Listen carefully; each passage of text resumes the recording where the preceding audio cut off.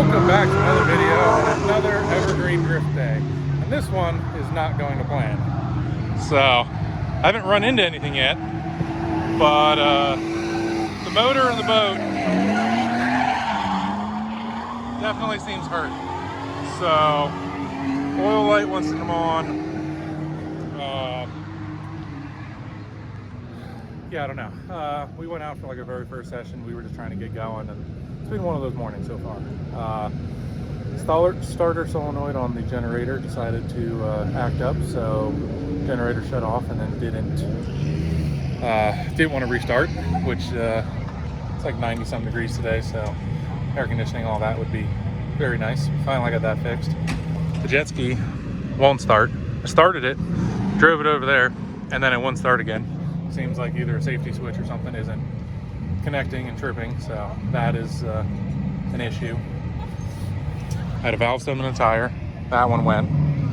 Trying to think of what else happened this morning already. But it's barely 1 o'clock. We only started driving like an hour ago and went out for a couple laps, did some hot lap stuff.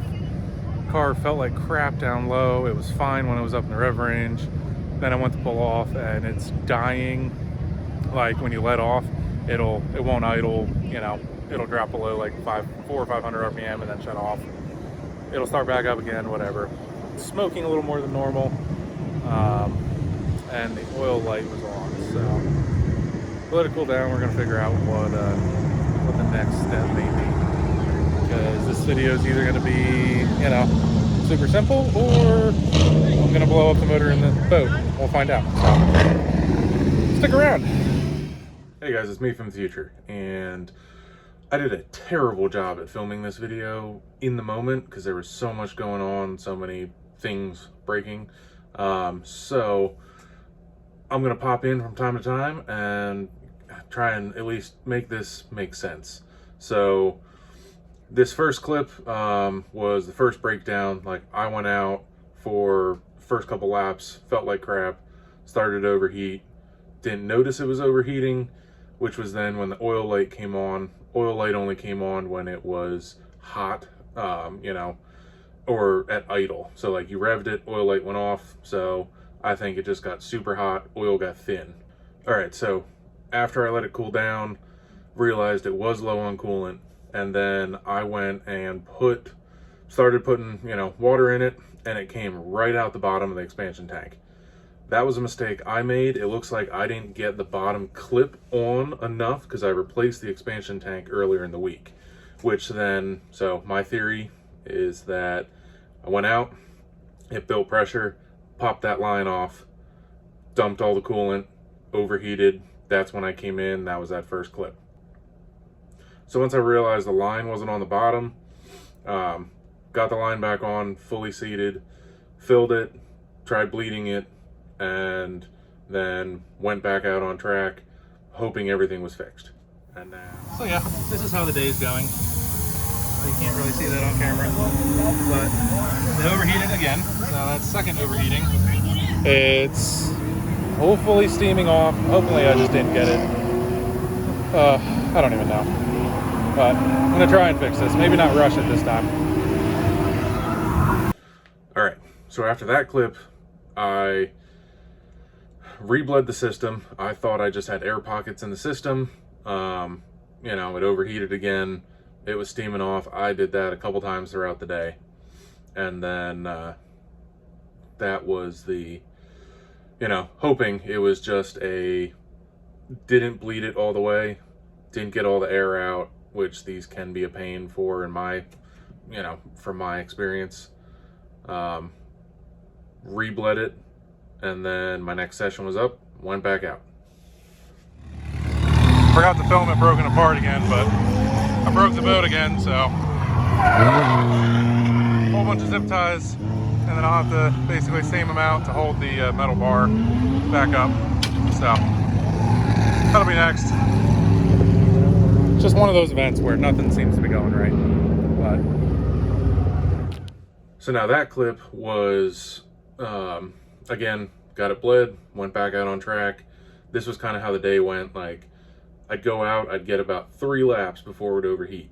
So this clip was actually, we went out, I was probably 2 laps in or so, 2 or 3. It just felt real doggy. Kind of came into the hairpin slower than I wanted to. Buddy behind me came in a bit faster, hit me on the side, ended up breaking, the boat in half again. So, but again, it was just another thing going on in the day, and ended up not filming it as best as I should, which I'm still really trying to get my head around to, film in the moment. But broke the boat apart, zip tied it all back together, and then went back to the cooling issue. So it's been quite a few hours, still overheated.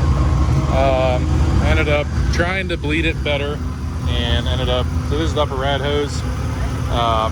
That little guy there should be a bleeder, a little air bleeder, and it stripped out, probably because of how hot I got it. So we had to make a parts run. That's trash. Got a new upper rad hose. Actually got a brass air bleed to hopefully keep that from stripping out. And now I'm making sure this thing is absolutely bled. All the air pockets out of it that I can. I think I'm up in another half hour. I'm probably going to let it run until then. And just, I don't know. At this point, I'm hoping for the best. Because either the motor's hurt or I just can't keep it cool. And I've never had that problem with this car. Even with the boat on it, it has been dead nuts, middle of the gauge, just like this, all the time. But this event, I don't even know how many laps I've gotten. It's not a ton. It's definitely way less than normal. But I'm hoping we have some issues here. It's fixed. I'll probably bleed it again. I'll probably go out for a couple laps, come back in, check the air bleeder and all that. And then, yeah, hopefully it's fixed for the night. If not, we're going to be drinking early.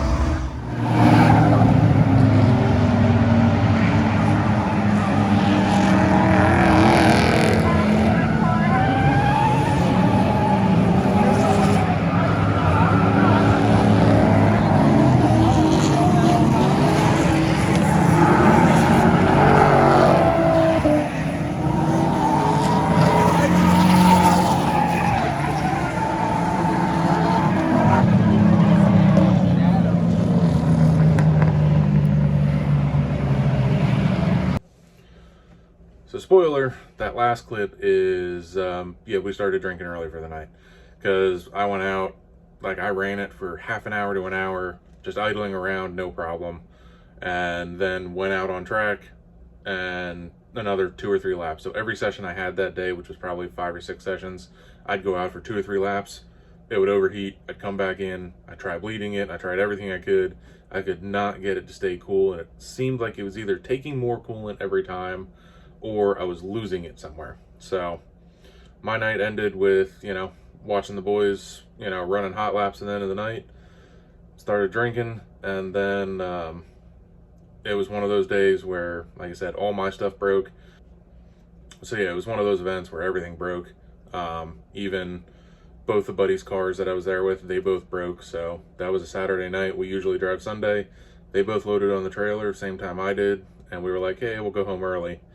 And around here, Sunday, when we woke up, we actually had torrential downpours, which then, pictures here, was what the track was, which absolutely gutted me because I already loaded the boat, it ran, but it kept overheating.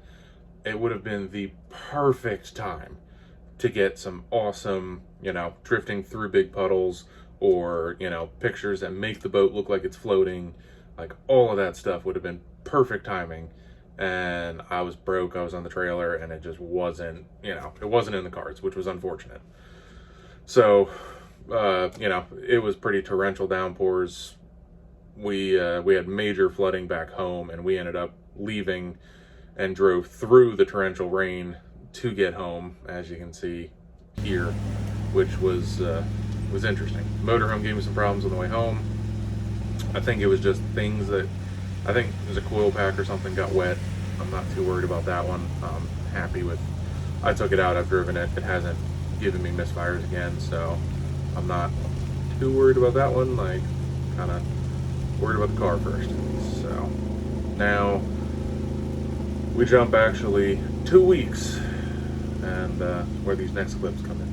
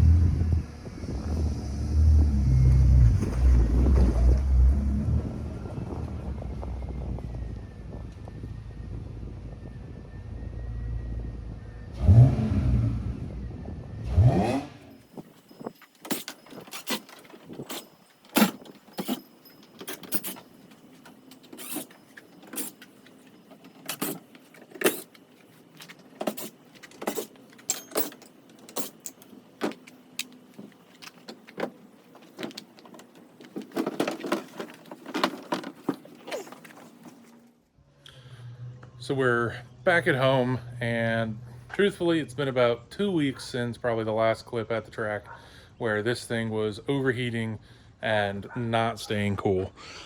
So for the rest of this video is going to be diagnosing and basically hoping for the best. With these, it's I either had a really bad air pocket because of having to replace the expansion tank. So I'm hoping it was that, and that's what was giving me all the problems, and I just could not get it bled. And I would go out on track, and every 3 laps it would then overheat. I'd come back in, try and bleed it again, wasn't having it. That's best case scenario. Worst case scenario is it overheated, and now blew a head gasket, and now that needs a head gasket, which on these M54 motors, the issue kind of is that they're aluminum block, and they are known for stripping the threads out of the block for the head, which means if we don't, if I decide to just do a head gasket, there's high probability that one of those head bolts will strip, and then that turns into a whole nother, basket of issues. Or do you just find another good motor and put a new motor in it? Now the problem or annoyance with that one is that it's a 3-liter, which are, harder to find, and also, a little more expensive. The 2.5s are the most common. So here's to hoping for the best. We're gonna go down the gambit of, tests from starting with simple to getting more, in depth, and crossing my fingers for the best, because otherwise, not 100% sure what my my next steps are going to be if this is a bad motor. First thing I want to check is coolant, and this, it's got pressure in it, but it's not a good sign because it's low. I barely ran it, so I've got I don't have a good feeling about that already. Yeah, there was a bunch of pressure in there. I only ran that just to get off the trailer and up the driveway, which, my first thought then is head gasket to push into the, expansion tank there. All right, first tester I'm going with, combustion leak tester. So this is a kit that comes with basically a 2-part syringe and a special blue combustion leak fluid. So you want to take the fluid. There's 2 lines on each one of these cylinders. You want to fill the line, and then I'm going for the major leak test to start, where I am going to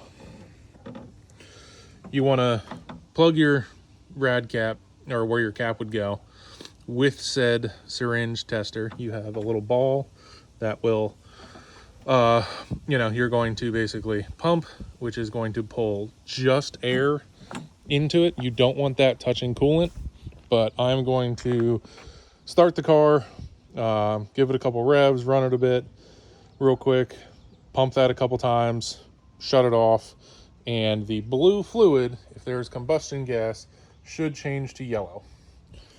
We don't want yellow. Really positive we're going to have yellow. So let's just, get after it.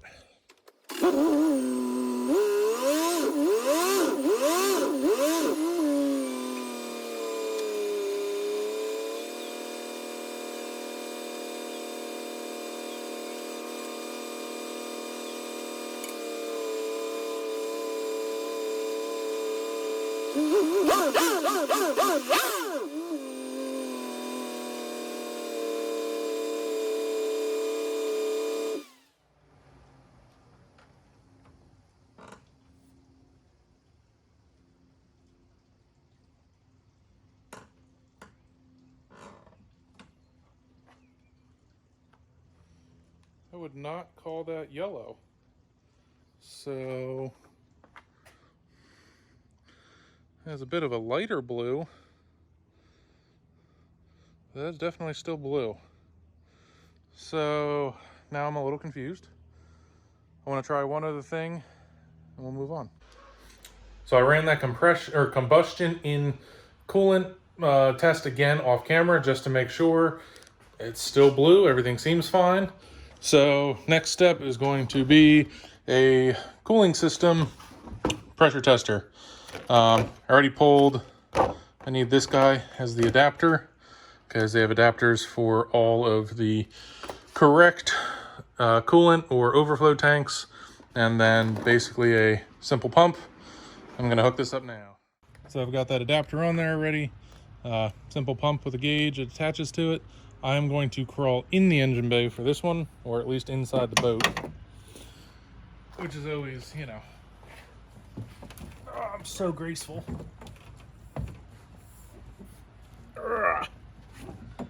One of the downfalls of the boat. But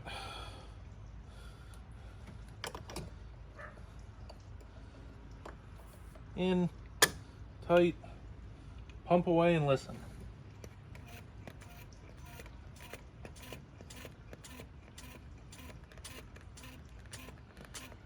Gauge is going up, but not by a lot.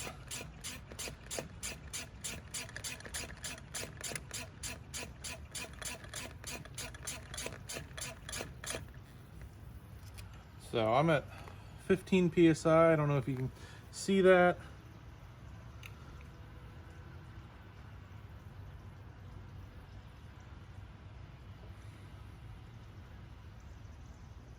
It's not falling, but I can hear a leak. So I know there's coolant pipes that run out the back of the head and down this way underneath the intake manifold, which I should be able to get off with the boat here.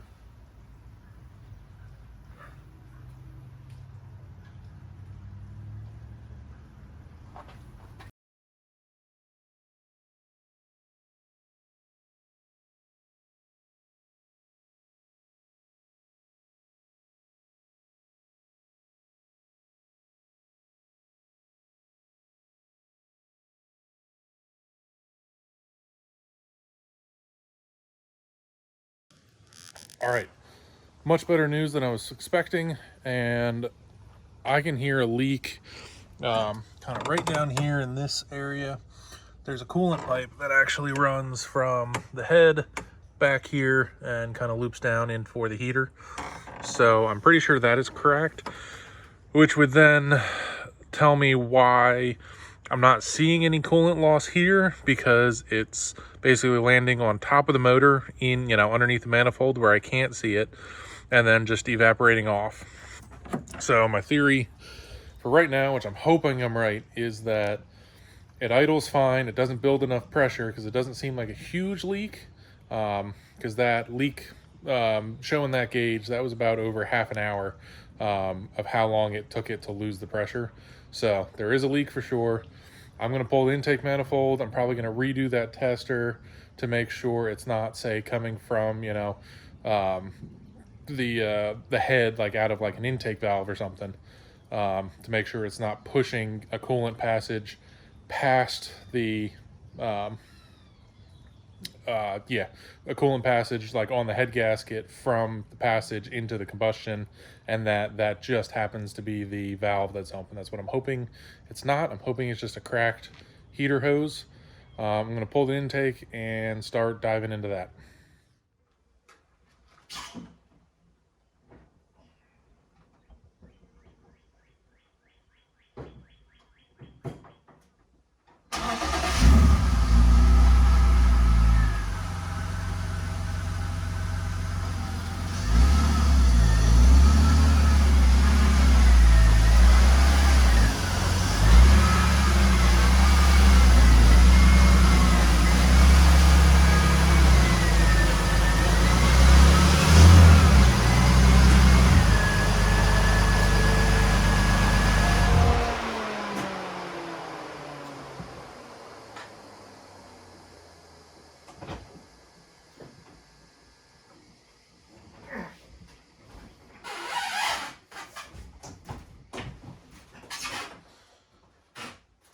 Doesn't look like I can get parts for a week or so, so I'm going to pull it apart a while. So I pulled it in the garage, that way it's, you know, inside, out of the way. Well, maybe not out of the way because it kind of takes up the whole garage, but... Alright, intake is off. This is going to be moment of truth. You know, I never really liked the way these intakes were, you know, designed and how to get them in and out, but when you have one for a long time, you end up taking it on and off a bunch and it becomes easier. Now, I also kind of forgot, because I've done the one in the daily a bunch not too long ago, and but here we go. So I think it's coming from one of these two pipes.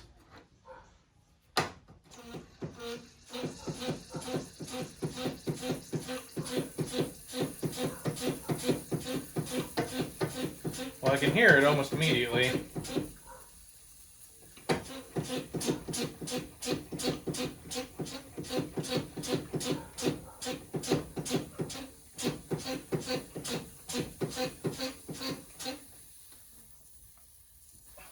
It's definitely that upper one.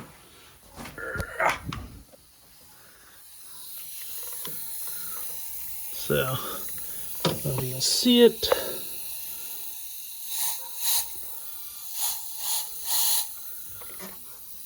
It's definitely, where'd my hand go? This one, this upper, and it's all tucked back in there. I don't know if you can see it.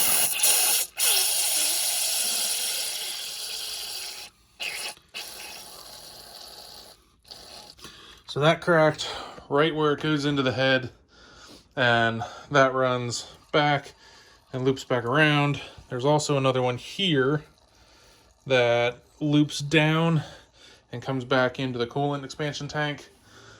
I'm going to, so I ordered both of those. So that is what I was hoping it was going to be. So both of those are ordered. Unfortunately, that's probably where I'm going to have to end this one, because they look like they weren't going to show up for at least a week, which is unfortunate, but, you know, nowhere close to me had them. I wanted to finish this video out by having the boat fixed, because it has been 2 weeks since, you know, I even got the chance to look at it. It's kind of a long video in terms of time span, and then missing some in between because of it. So this is at least a really good sign, which is, doesn't need a motor. It is just cooling system issues. And I'm going to get those parts in. I'll probably throw that in another video and get this thing out. But we've also got, I ordered parts for the jet ski. I'm finally going to make the scoot ski street legal. So I got a bunch of parts for that, and I'm probably going to work on that in the meantime while this is, sitting here waiting for parts to show up. So stick around, guys. I know it hasn't been the most, entertaining content, but I promise it's going to pick up, especially once I get into back into that other chassis. I think that's where it's really going to, elevate. I wanted to get this all figured out before our August event. So stick around, guys. But for now, this is your captain out.